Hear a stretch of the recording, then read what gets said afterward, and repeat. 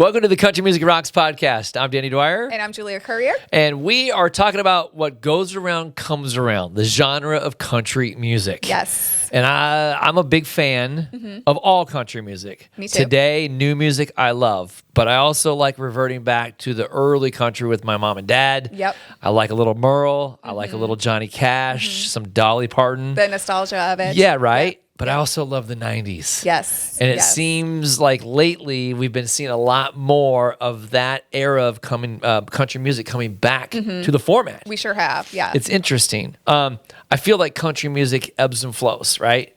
We go through these different, it was interesting. Years ago, I've noticed the big change when it comes to the award shows.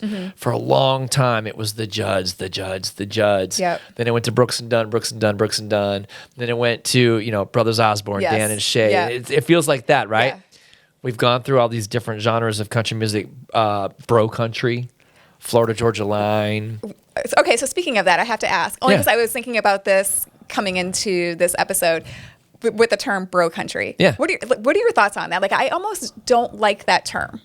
Only because I feel like it has such a negative meaning to it, because people are like, oh, bro country, but we got a lot of good songs out of that. We did.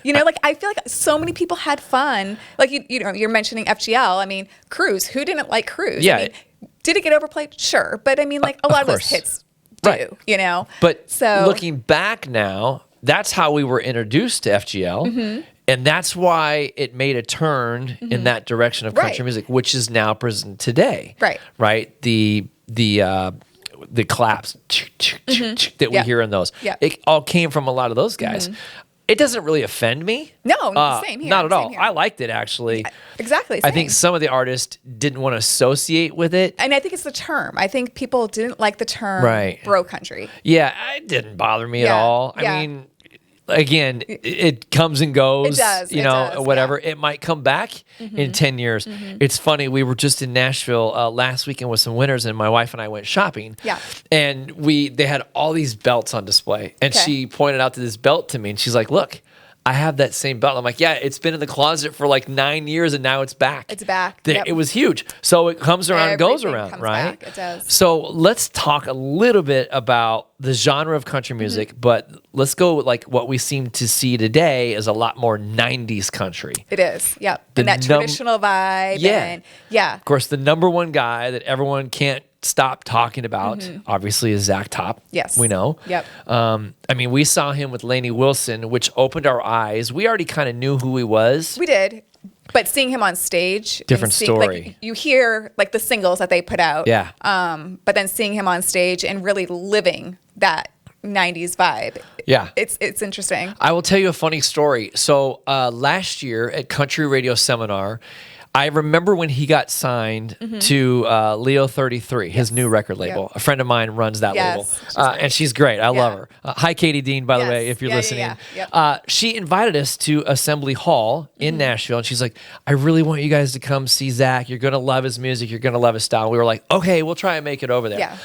Now, I'm so glad that I made it over there to see him. Right. Because now at this point, we realize how big of a star he is.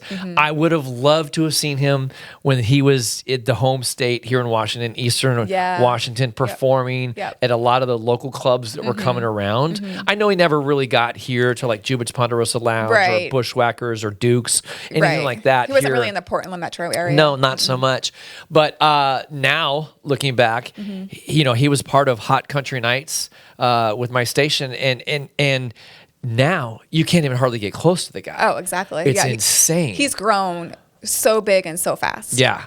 So he's going to be at the Matthew Knight Arena in Eugene, November 13th. If you can get your hands on some tickets, I highly suggest you do. But I hope you do. Yeah. But I look at him now as an influencer, and every time I listen to him or I see him, it just takes me straight to an era of country music that I love, which is like Alan Jackson and Alabama, and that type of music, along with Clint Black and Garth Brooks, is so good to hear. Right. But now there's a lot more artists that are starting to emerge that are coming back, and they're coming out in this style. Yeah, for sure. Which is really interesting, because it's almost like, to me, it's interesting that they're coming out with this, I guess we could say vibe, this traditional sound, which is not today's sound. You know what I mean? Like it's almost like they're going back in time to a time that they weren't necessarily even around for. Sure. But they're gravitating towards it. Right. Zach was probably a baby. Exactly. When or he was he even born? I don't know. Like he's a youngin. He's a youngin. Yeah. So it's just interesting. It's just really interesting to me that they love it so much and they're gravitating towards it and they like that sound. I think it's really cool. Well, and I just wonder if there's something in Nashville that the co-writers, the writers, the producers, the engineers are like, hey guys, this is what we're seeing. This is what we're hearing. Yeah. I mean, it's a small community when it comes to that. And they all seem to have a finger on the pulse of something that's new that we're not even aware of yet. Yeah. Oh, for sure. And so that probably is like, we're seeing this change. We've seen this before. Let's go ahead and move forward with this and see what happens. Yeah. So yeah, like when I looked at Zach and listened to his music, it was interesting to look around the entire amphitheater at that point in time because everybody was so into his music. And at that time, he only had the 2 songs that we really knew of. Right. And it wasn't even part of more of like cold beer and country music and a couple of others. Yeah. So seeing him in person now is a much, much better opportunity. So if you get that chance to see him, make sure you go see him down in Eugene. It's going to be awesome. Definitely. A couple of other artists that are coming up. You already mentioned one that I think we're on the same page for, Jake Worthington. Yes. Yeah. I just literally started listening to him and I was really surprised. That's not what I was expecting. Right. But again, that traditional country sound, that steel guitar. I feel like the steel guitar is making a comeback. I do too. I don't like to always compare a new artist to an old artist. I know. But in some realm, I feel like it's a compliment. I was just going to say that. It is a compliment. It's not. I'm not tearing you down. Like, oh, you can't do anything original. That's not the case. No. I love that in an artist. And when I listen to Jake Worthington, I'm thinking to myself, okay, who does he sound like? To me, it's a mixture of John Anderson and a little of Tracy Lawrence. Okay. Like the 2 together. Okay. He's got a song called "It Ain't the Whiskey." I was like, oh, it's so good. So I was listening to one of his songs last night and Tracy Lawrence, and I almost got kind of a Mark Chestnut vibe.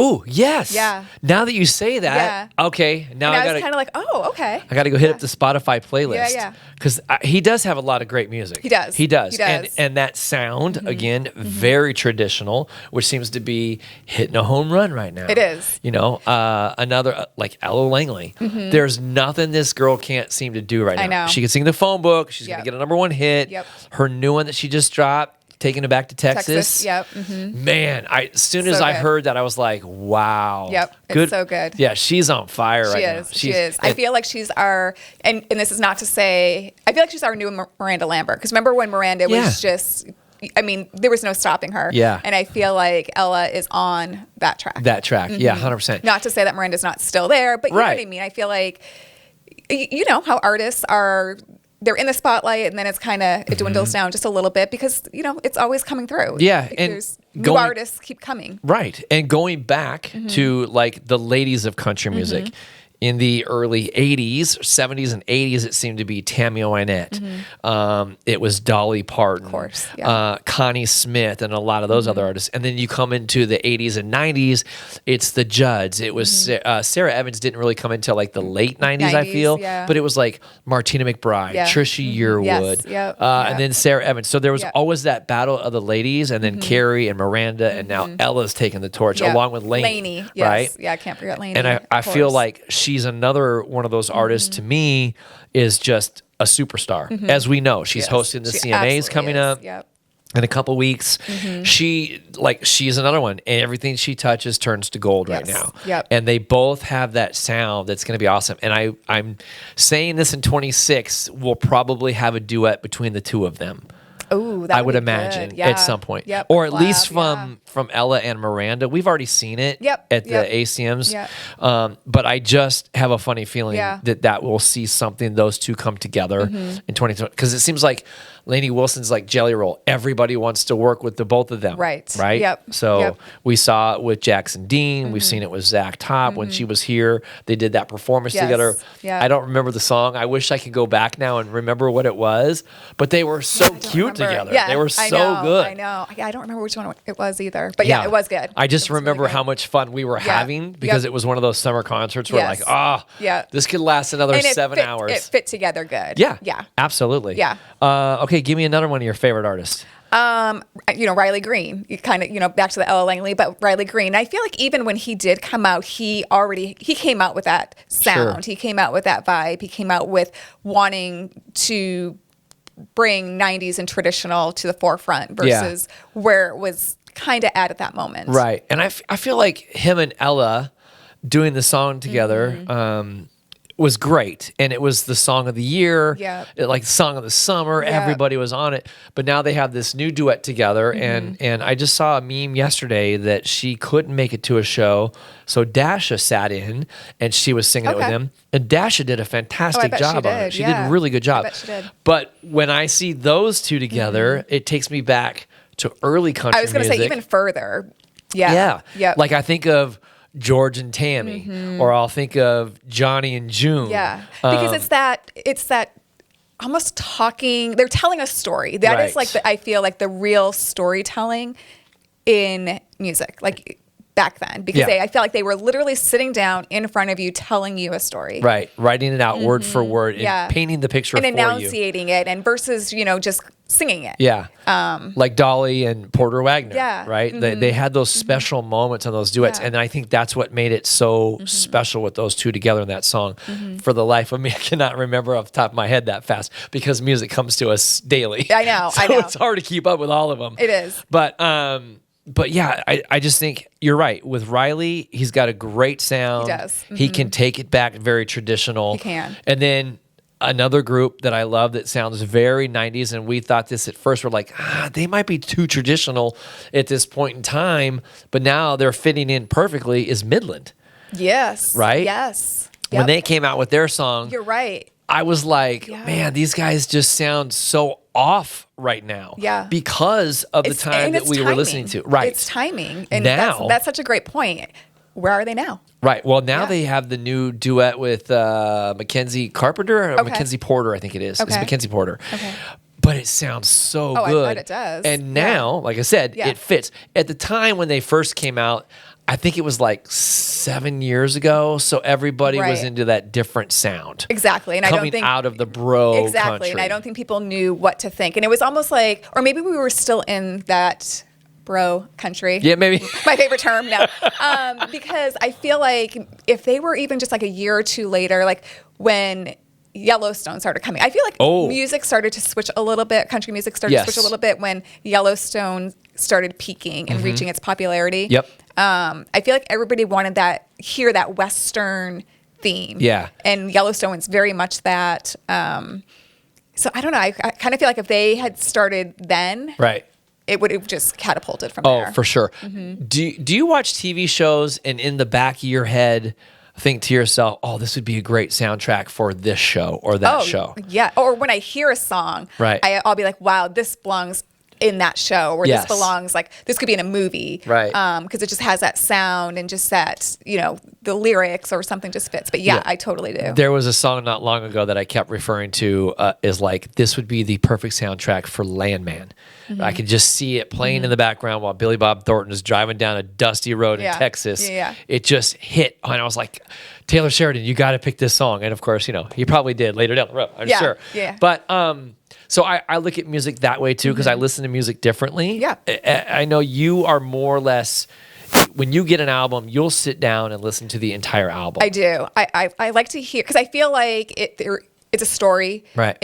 Or there's a reason why this artist picked these 12 songs. So what are they trying to say, or what do they want us as a listener to get out of it? Right. And I think people listen to music differently. They 100% do. Women listen to music differently than men. Yep. My wife, Kimmy, listens to like the lyrics, the tempos of everything. Where I unfortunately don't get to sit down and listen to an album. I can't remember the last time I sat down and listened to an entire album. Yeah. I feel like I just don't have the time because I'm the always time. going, Yeah. right? Yep. And the way we get served music in the radio industry is a lot different. There's a new song going for ads every Monday. All the time. So they're really pushing hard on like, you got to listen to this. You got to listen to this.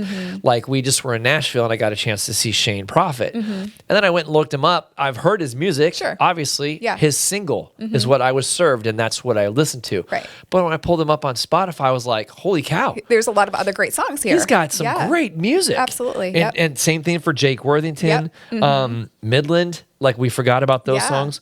Another guy that sounds fantastic. And we saw him last week and he's been on my mind since then, Drake Milligan.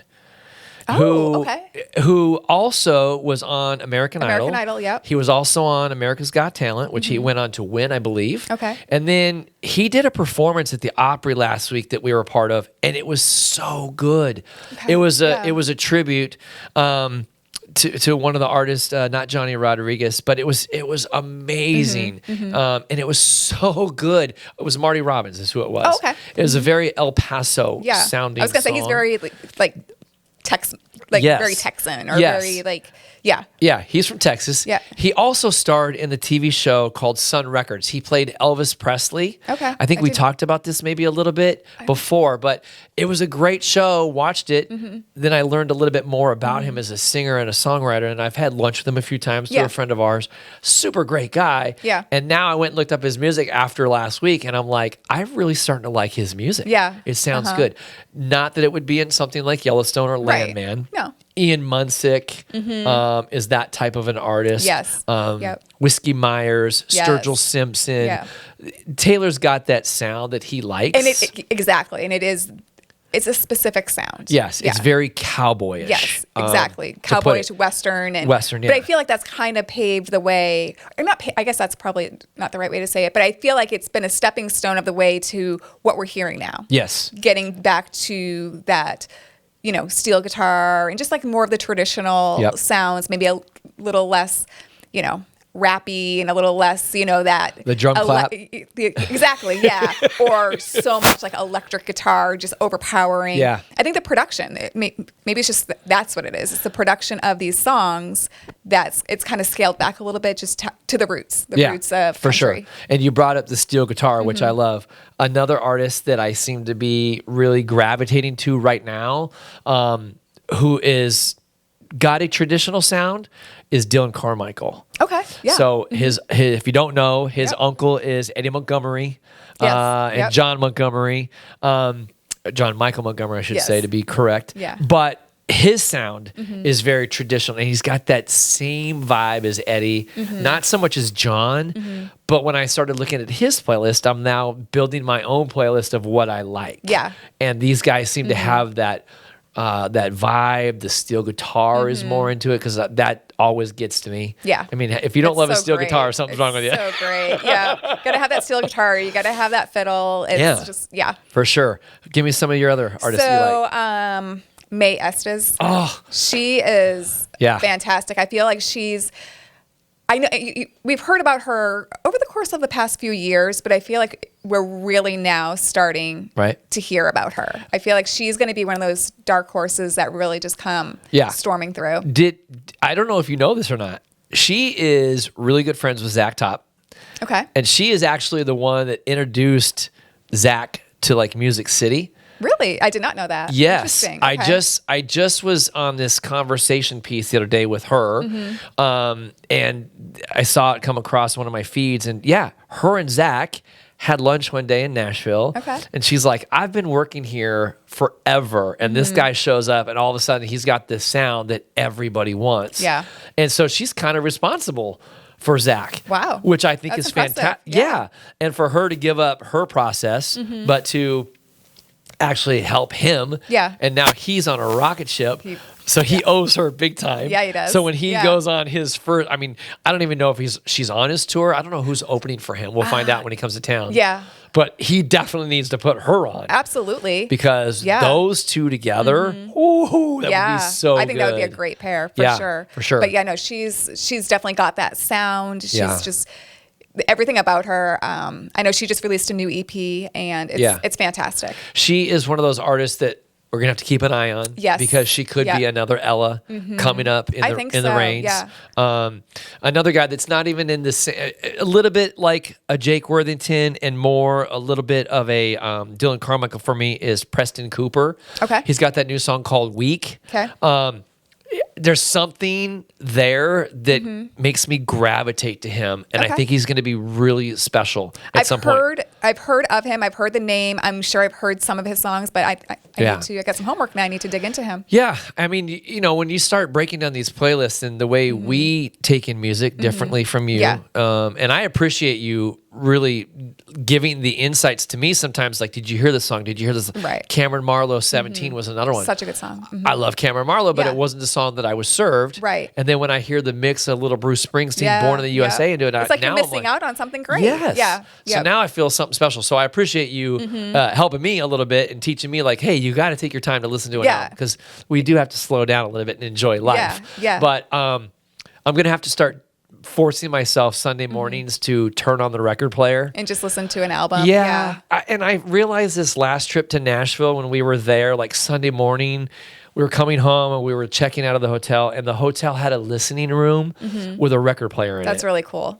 And I, we take it for granted again, but I looked into that room and they had like 40 different vinyl albums that you could put on and listen to. Oh, that's neat. And there was like 10 people in there at the same time listening. So I'm like, instead of getting up Sunday morning and turning on the TV and watch the news, whatever, I'm going to start putting on albums to get more involved with the music that I think that I enjoy a little bit. Because we're getting sent more vinyl albums these days. Which is really cool. Which is very 90s. Like it is very 90s. So cool. And there's nothing like hearing an album on vinyl. Yeah.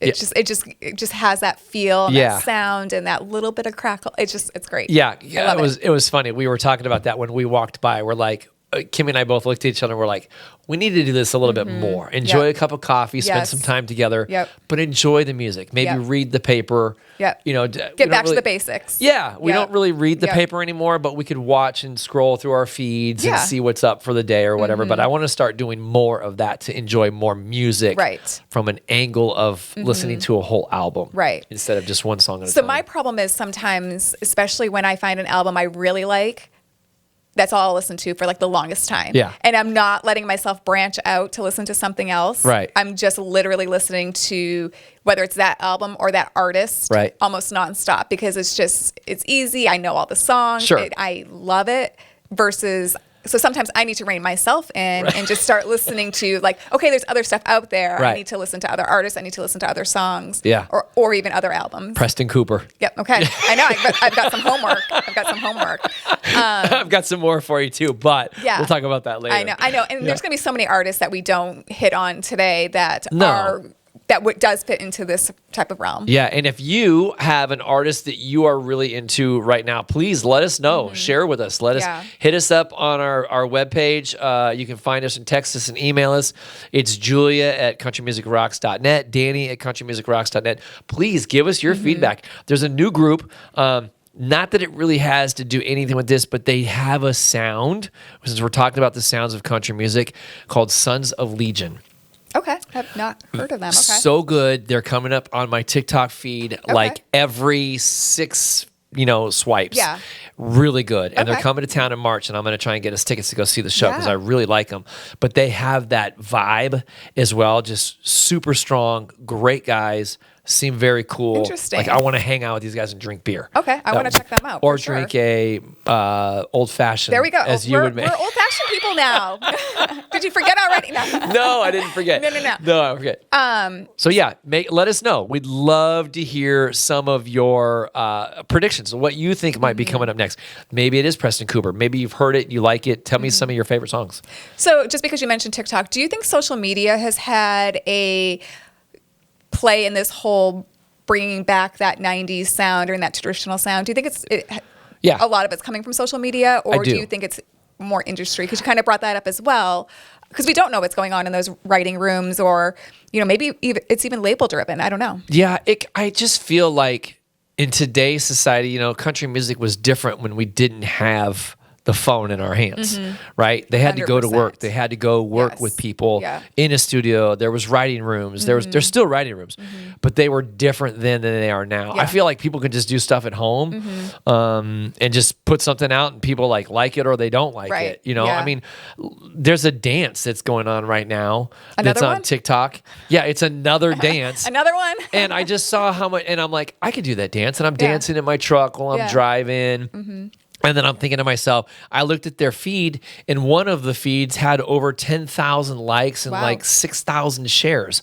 So I'm like, okay, people are interested in it. So when it comes to social media today, I feel like you have a better opportunity as an artist to expand yourself and make your music known for sure, as opposed to trying to get a meeting with a label, getting into Nashville. One of the girls on the road said this about Nashville, and I thought it was very interesting. It caught my eye. Caught my ear. She said, "It's a 10-year town." Oh, yeah. If you don't make it in 10 years, forget it. You're done. You're not going to make it. Back in the day, that probably was the case. Now it's different with social media. I think it's going to be a whole different ballgame. Yeah. So no, I agree. So one other person I did kind of want to bring up that you may be surprised or you may not be surprised. Chase Rice. Yeah. And he was very bro country when he first came out. And I was a big fan. I really liked a lot of his music. I, have all of his albums and stuff. But I don't know if you've listened to him recently. I haven't. He's done a 180. Really? Yes. And he is definitely in that more almost Americana sound, honestly. Yeah. Okay. So he's got that traditional Western-y vibe going on. Okay. And just kind of hearing him talk about his new music, he feels like he's where he's at or where he's always wanted to be. Okay. I almost feel like he's happier now with the music he's putting out. So again, I don't know if it is industry related, with the stuff that was going out before. Right. Because I know, he had a deal. He was independent for the longest time. Like Kip. Yes. Now. Yeah. Right. And then he got a record deal for a couple of years. Put out some great stuff, but now he's back to doing his own thing. He seems very, very happy, but his music is very, very different. Again, I think it's changed. Sometimes a label, as an artist, I remember talking to Brothers Osborne one time, and I asked them, hey, when you guys write 40 songs, do you guys turn it into your record label and say, these are the 4 songs or 10 songs or 12 songs that we're going to put on the label on this album, and then they get a choice, or do they not even care? And what they had said to me kind of blew me away, was like, we don't care. Wow. It's like an artist situation. Okay. So maybe that's why in this case, Chase had gone and said, I'm going to do my thing because it makes me happy, as opposed to being told what I'm going to do. Yeah. And if I have to be the guy to produce this type of song, then I'm not that artist. Right. Then I'm not the guy for you. Right. And if he walks away, that. 100%. Yeah. If you're walking away from millions of dollars on a label deal, different story. Yeah. So that's a really good point. Yeah, but it was just surprising to hear what his sound is now. That's cool. Americana, which I love. Yeah, it kind of has that. That's kind of when I hear a lot of it, it kind of has that sound. It's still very country, don't get me wrong, but it just sounds more traditional, a little bit Americana kind of. Have to check it out. But yeah. Okay. Yeah, he's totally changed his, 'cause vibe. He had some, Yeah. He had some songs that you were kind of like, you couldn't even play it on the radio. What was the one that he did with Florida Georgia Line, drinking beer, talking God? Amen. Amen, yeah. That was a good one. But he was a co-writer on Cruise. Right, yeah. Ready, Set, Roll, I think, went to radio. He had a couple of songs that did go to radio. Didn't really, do big. Not like those ones did. Right. But his concerts are huge. Yeah, people love him. Exactly. He can entertain. He's a performer for sure. One other lady that I want to talk about really quick, and we both got a chance to see her this year. She was here with Eric Church and Jelly Roll. Maybe it was last year. Concerts go by so fast. I know. Haley Witters. Yes. Right? Yes, she came out, she had her one song. Yep. Everyone was like, oh my God, it's Natalie from the Dixie Chicks. Yeah. It's her baby sister Yep. or whatever. And then now we haven't heard from her in a while. I know. So I was looking her up on Spotify, and I think she's still doing some stuff though. She is. Yeah. I don't know if she's necessarily more writing or performing, but maybe she's just writing stuff to gather more momentum. More material and stuff, yeah. Because I feel like sometimes those artists get one shot. That was her one shot, and they're like, they might have judged her to the Dixie Chicks, which is good and bad, right, because either there's way. a lot of Yeah. Dixie Chicks fans Yeah. that, or now I should say the Chicks. The Chicks, yeah. They loved them. You know, I mean, Yeah. how many millions of albums did they sell? gosh, I yeah. thought she was cute as a button. Yeah. So fun. Yeah. So, and when Jelly Roll's like, that girl's got something. Yeah. Then you know, because that guy's got his finger on the tempo of everything right now, right? Absolutely. So yeah, she's going to be interesting to keep an eye on too for coming up. But as far as the music goes, yeah, it's such a wide variety of like what we can listen to and what we love. But I think the traditional country, like we've been talking about, has made its comeback, and it's going to be here for a little while. I think so, and I think it's also cool that also the style, not just the style of music, but if you notice, like what they're wearing, what the artists are wearing, like, they're bringing it into their style, like and I love that. Like they're just totally going back to those eras and those times, and which I think is great because it just kind of ties it all together. It's so it's so funny you say that because oh, my wife! I have no idea what you're laughing at. My wife but... is gonna kill me for saying this, but when we were in Nashville, we were walking around, and we don't usually get a lot of time to go shop in Nashville because we're always running. So we went to this little store. We're like, let's just browse around. It was like one of the boot stores, but it was 4 levels high. It was a kids level on the bottom, adults were on the upstairs, and then the second level was like men's, third level was ladies, and had all these outfits. Literally, the whole back row was either a Brooks and Dunn shirt, a Garth Brooks shirt, or a George Strait shirt. Yeah. And Zach Top posters were everywhere. Yeah. And I can't tell you how many guys were in there buying those shirts. Those types of shirts, yeah. It was unbelievable. It's crazy, yeah. I tried one on, and Kimmy looked at me, and she's like, just turn around, take it off. That's not the one. Not the style for you. Yeah. But it's funny you say that because I do think it's cool. You know, like the pearl buttons are kind of, the guys who are wearing the shirts with, the snap pearl buttons. Yeah. And I feel like John Party always had that style. He has. To him. And he's another guy. Yeah. Very traditional sounding. Yes. It's funny because it's like you have your mainstream guys like John Party, Cody Johnson. Yep. And Zach is getting more mainstream, but he still has that. He didn't start out mainstream. No, definitely not. For sure. Yeah. So, but I think again, it's cool. Please, if you have some favorites, share them with us. We'd love to know who some of your favorite artists are. If you got any recommendations you want to talk to us about here on the podcast, we'd love to include you or throw your name out and say you're a great listener. And you can always click subscribe and listen to the podcast anywhere you listen to podcasts. Yes, any streaming platform. And then also you can watch on YouTube. Yeah, for sure. So join us for the next episode. Thanks for talking country music and 90s, which we seem to love a little bit of everything. Yes. We just love country music. We sure do. So thanks for joining us. Let us know. Give us some updates, and we'll look forward to seeing you next time.